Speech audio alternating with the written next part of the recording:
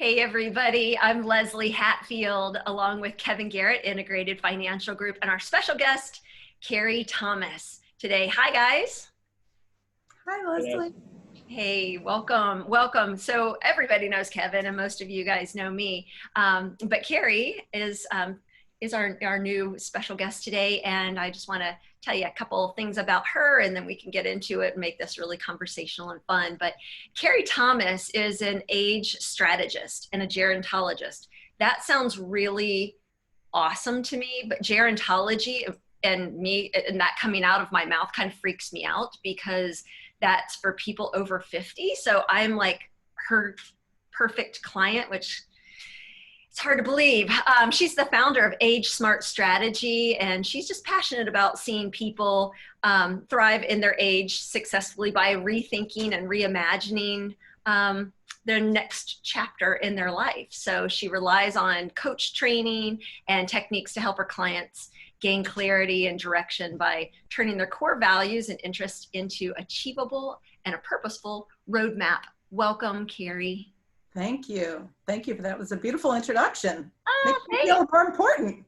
Well, it's really interesting the field that you're in and how it's relating to all of us and our clients, Kevin, and just thought you'd be really great to have on and kind of pick your brain a little bit about the stuff that's going on right now, especially. Yeah. Yeah. Hey, Kerry. It's great to see you again. I know we met some time ago, and I just thought it made a lot of sense for us to get you back in to talk to our folks, and because right now our clients are dealing, in some cases, are dealing with being furloughed. In other cases, they're feeling fragile in their current positions, rethinking business strategies or employment strategies. And so, I just thought it made a lot of sense for us to talk today. It's also interesting to me when I was kind of looking back at your background and also your business model that it's very complementary to what we do, because we do a lot of financial planning for folks, but we go a little deeper and start talking about, challenging them to say, what are your dreams? Dream a little bit, challenge the status quo. But you seem to go a little bit deeper. So maybe you could start off with telling us just a little bit about how you go about having conversations with your folks. Sure. Yeah, I'd be happy to. I did make a kind of a career change, a life change. And I think that this is topical because people are, with what's happening, and not that we would have chose this pandemic, but it has created a time for people to pause or reflect on what's going on in their life, whether it be a job change, they're furloughed, they might opt for early retirement. But my business platform basically is to help people and assist people through change and transition, typically mid to late life. And the reason I focus on that niche, that demographic, is because I did invest time in an education in gerontology. And so I understand the aging process. So the idea is to pair my aging background and studies with my coaching techniques. But basically, it's a simple platform. It's individualized, it's customized, it's based on identifying people's strengths, core values. And from there, when people know what they value, they can kind of start getting to what they want. Mm-hmm. And then from there, we go through passion themes and then create ultimately a purpose statement, a purpose plan, and then most importantly, an achievable roadmap to get them there.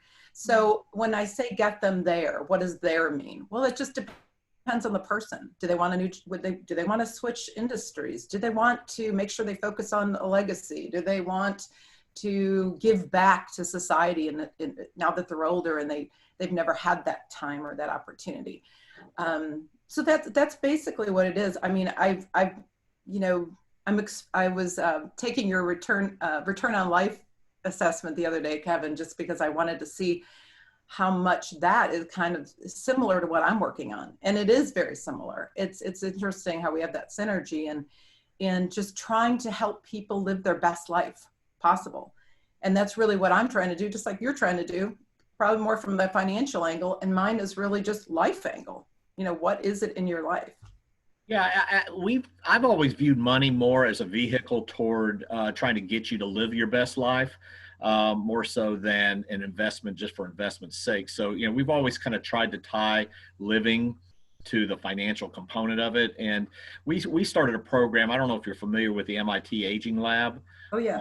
But we did a program with MIT and Hartford Funds about a year ago, talking about 8,000 days, and they basically broke up your life into 8,000 day segments. And and to your point about longevity and the fact that everyone's living longer, in many cases, retirement is different today. It doesn't necessarily mean retirement and then just go fishing, although that could be an option if that's what you want to do. But it also could mean basically rethinking the rest of your life and what are you passionate about, and and obviously the more that people can do what they're loving to do, and if they can even get paid to do it, then that also helps them meet their financial goals. So, I mean, is that, I'm assuming that those are a lot of the conversations you're having with your folks. Yes, and I'm really glad you brought up longevity, Kevin, because that is making people aware, helping people become aware of this. It's funny how people still think they're like their parents or their grandparents, that when they hit 65, I should be talking about my golden years. And we're really not living in that era anymore. There's a lot of trendy terms that I read this stuff till I'm blue in the face, but there's a lot of trendy terms like third age, third wave, additional life phase, the modern elder. These are some of the things you've probably heard. And they're true though. The truth is that when our parents and grandparents were looking at their life, it was basically 3 stages. It was education, it was work/career, and it was retirement. And now we have this, to your point, 8,000 days, which is, if you do the math, is about another 22 plus years. And so when people were originally planning for a 65 to 70 lifespan, right? Now we're getting into our mid to late 80s. It's just, it's significant. And the implications of that are far reaching. I mean, it affects every area of our life. The financial side, Kevin, you're working with people on that.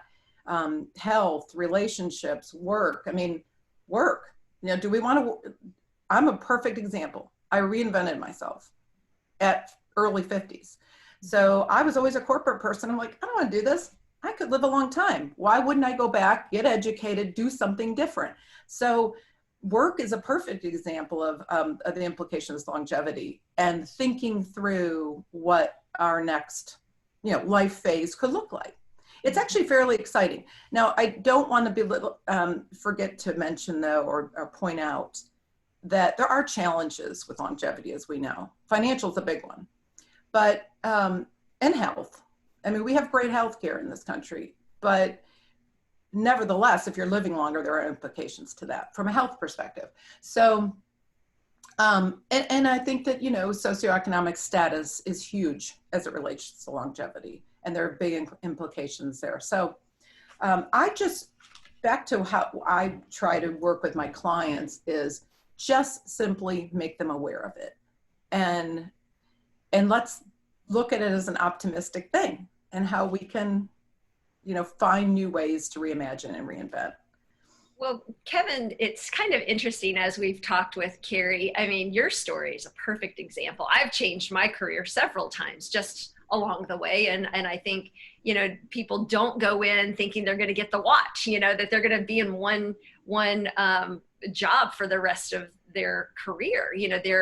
The kids these days, they're thinking they're going to change their careers, like 7 times in their life. So it's very interesting. I think it's a very timely position that you're in. But Kevin, I was thinking about you and how you went through, a real midlife change of career and really got serious and took a year off just to figure out what you wanted to do for the rest of your life, and helping people and going into this field was what you ultimately came to. But wouldn't it have been great to have somebody like Kerry to walk you through that, you know? Oh yeah, I mean, I joke with my clients. I tell them I was basically a failure at retirement because my original intention was, basically to retire in my mid to late 30s and do a lot of things and more around the house or play some golf or do more personal things the way people I guess always think about doing maybe somewhere later in life. And I had the opportunity to maybe do it a little bit earlier, but I found pretty quickly that I wasn't the retiring type. So like you said, had to kind of remake myself and without the benefit of a coach. And it took me a lot longer probably than if I'd had Kerry helping me out. But, at the end of the day, now my retirement plan is not to retire because I just really love what I do. And so, I as I think back on what I had to do to kind of go through the whole thought process to get where I am now, Kerry, I didn't really have a structured strategy to do that. I just kind of worked through it and had a lot of conversations with people. But you obviously have a very structured program that you put people through. Can you just kind of outline that a little bit for us real quickly? Yeah. So, and you brought up a good, something interesting I wanted to quick say before I go into that. There's another term that people are reading about called midolescence, and it's similar to adolescence in that how people actually come to me initially is they're feeling this sense of restlessness or uncertainty or inertia and all the ugly things that come with that, being a little lost and confused and stuck. And so those are kind of people that I can help, whether they're going through any kind of change or transition, because we know transition brings turmoil, or they were proactively just wanting to make, any kind of change or reinvention. But I take it all back to purpose. It's really know thyself. So as I mentioned earlier, I think people typically, I believe, are going to do what they're good at, what they're strong at, play to your strengths, play to your values. A lot of people don't even know what they value though. I have a couple of really good value exercises that I use with people. And so when we can get the strengths and values down, and I mean, this is putting it down paper. It does no good to let it run around in their head, right? We have to put it down. This isn't hard stuff. This is just introspective time. And then I help people, I guess in this process, a metaphor would be I'm helping them build a boat. And then we go through passion themes and using those strengths and values, I actually have a format that we can get to their passions very simply just by knowing strengths and values. Mm-hmm. And then when we know people's passions, then they know where they can go with it. But purpose is, everything's about purpose. So I ask people things like, in addition to these steps of building the boat and launching the boat, I'll say along the way, what makes you smile? What brings you energy? What are you doing when you lose track of time? I mean, if people struggle along the way, I just wanted to give a few examples of how I get them thinking. Mm-hmm. Is legacy important to you? And what's missing in your life? Do you ever think, if I don't do this, I'm going to regret not doing this? What is that thing? What's that thing? So I do that. So then those are kind of passion discussions. And then we really, from there, can get a definitive purpose statement and purpose plan. And then that is what takes them, launches the boat. And then I'm there to help navigate the boat for them. I don't want to just send them off into the water and they're like, oh, this, they call me back and say, I'm feeling still like I'm not sure if this is the right thing for me. Well, let's go back to your purpose statement, because we spent a lot of time trying to develop a purpose statement. Why is this your purpose statement? So that's really the process. If I could use that boat as a metaphor. Yeah. So once you get them in the boat, you continue to help them through that process, and I guess that's really an individual decision in terms of how long they want to engage you going forward, I would assume. Yeah. I mean, I would say my desired or typical process with someone would be about a 4-month period, meeting about every 2 weeks, and I'm very flexible to phone call, to Zoom, to we used to meet in coffee shops or in someone's home, but we're not doing that as much now. But I'm flexible to really meet the client where they're at. and about every 2 weeks. And that takes us through the process I described of getting to launching the boat and this roadmap that we create at the end. So yeah, and then, that's the ideal. Now, some people say, you know what, I'm trying to figure out my next move. I've been laid off and I didn't figure out my next move in like as soon as possible. So we can fast track a little bit, or just I can discern what is most important to that client and what stages. So do you find that in some cases where you have an example like that, where someone's all of a sudden unexpectedly found themselves without a job, now is that more of a triage project initially just to get them back employed and then get into the bigger, questions around where that they ultimately want to be long-term? Yeah. And I also will defer to career coaches, Kevin. I'm not going to, my niche is not so much helping you with your career, is helping you get to the next chapter. So I think it is, in that example with someone who recently got laid off, they may just say, I'm just not sure if I want to do this anymore. So I think me together with a career coach is perfect, because then I can kind of help them maybe with their passions. And then a career coach can actually help them with the strategies and steps involved to get a next career. I don't get into that as much, just because in the coaching field, we've all, coaches know this, that we're all trying to kind of help each other and carve out our own niche. And I really don't want to dilute the fact that I'm really focused more so on people a little bit older, just because of my expertise in aging. So, but yeah, I definitely have tools that can help people who've recently been laid off, but if they're in a panic crisis, it may take a little bit longer, the help of someone else. I see just such a synergy with divorce people, because women in particular, we work a lot with divorced couples, and I can see, a lot of times your career has been raising a family, your career has been at the home, and now it's all of a sudden, what do I do with my life now that I'm divorced and I've got a lot of years left in me, and I want to do something for me now. My kids are grown or whatever. I can see where you could really help dig in and find that passion, where I have seen in our work, a lot of women just not knowing themselves anymore because they've gotten lost taking care of everybody else. And now it's time to do what's good for them, in that next phase of their life. And I'm glad you brought that up, Lesley, because something I wanted to mention too is why I got into this is I've been down all these roads. I've been, I've not all of them, but I have been through a divorce. I was a single mom for years. And I have, reinvented my life. And so I have different examples, right? Some of them have been hard and some of them have been joyful. But I do think that it's important to have empathy and know, I've walked in your shoes a little bit. I know this is an ugly time. I know doesn't feel good right now to be in the middle and caught, changes. We resist change. We don't like that.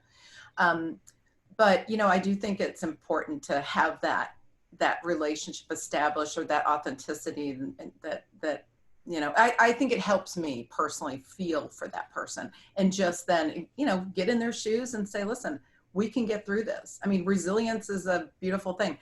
I used to read, I tell this to a lot of clients also about resilience. It's interesting.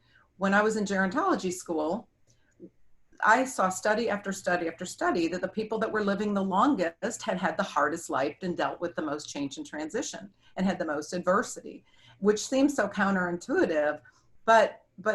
So I tell people, listen, resilience actually will add years to your life, not take away years from your life. Like I said, it seems counterintuitive, but so I think that all those things, whether you proactively decide, I'm stuck, I need Kerry or a coach to help me, or, I'm just going through a hard time. I didn't even pick this, and I need to just reset. And that's my tagline: reset, rethink, redefine.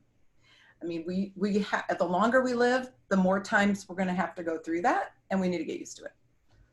Well, I think you're doing a huge service for folks, especially as they move into retirement, because as you pointed out, longevity risk is probably the single biggest thing that we're all facing due to, just living longer, due to medical advances and that type of thing. I mean, I've seen studies where, people are talking about higher both suicide rates as well as divorce rates caused by people who get to the point where they retire but really still have a lot of life to live and have lost a little bit of self purpose in what they in their lives. So I think it's a great service you're providing to people, and I know I'm gonna want to talk to you more about some folks that I've got that I think maybe could be helped by your service. As we wind things up, Kerry, do you want to just give maybe, we'll send out your contact information, but give maybe an email address or a website for folks as well? Sure. So my company, like Lesley said, is called AgeSmart Strategies, and it's just AgeSmartStrategies.com. That's simple. And then my email address is Kerry@AgeSmartStrategies.com. So I'm Kerry. Oh, thank you for mentioning that. I should know that. I've been doing that for years. Yes, it is the Irish spelling, Kerry. Yeah. @AgeSmartStrategies.com. Yep. But yeah, I really appreciate anyone that I'm here to help. I know this has been a really, really hard time. It's funny, when the pandemic hit, I thought, oh my gosh, people aren't going to think about themselves at all. They're just like, can I get toilet paper? But I thought, this is not going to be good for my business plan. But you know what? I mean, now all I'm reading is people are being kind of shifted to early retirement, and there are implications that I'm thinking I can actually help people. And it's actually, we never in a million years would have wanted this happening in our society. But if I can be there to help someone along the way, especially now, that's yeah, I think part of all of this is about slowing down, and what you're offering is that direction of slow down, rethink. Say your tagline again. I love it. Reset, rethink, redefine. Yeah. Reset. And I should say, if I just gave my website address, I did post in May a blog called The Pandemic Pause. And essentially, it probably doesn't need a whole lot of explanation from there. People can read it, but it is that we were given this extraordinary amount of time that we never would have ever in a million years had. And if we look at the silver lining in this, it did present an opportunity, and still does, for us to reflect, reimagine, think through your priorities, bucket list, anything, legacy. Is this, when we realize and remember our mortality, sometimes I do think people pause and say, have I gotten those things done I really want to get done? So so my blog's about that one. Oh, that's a good one. Well, thanks again, Kerry. Thanks so much for coming on today. I know you're really busy during this period of time, and so appreciate you carving out a little time for us today. Les, have you got anything else that before we sign off for today? No, I think it was great. Thank you. I appreciate it, Kerry. Love talking to you. I'm sure we'll be together a lot more. Oh yeah, and I really appreciate the opportunity as well. Thank you both for having me. All right. We'll talk to you guys soon, and in the meantime, stay healthy and stay happy out there. Thank you so much. Thanks, Kevin. Thanks, Lesley.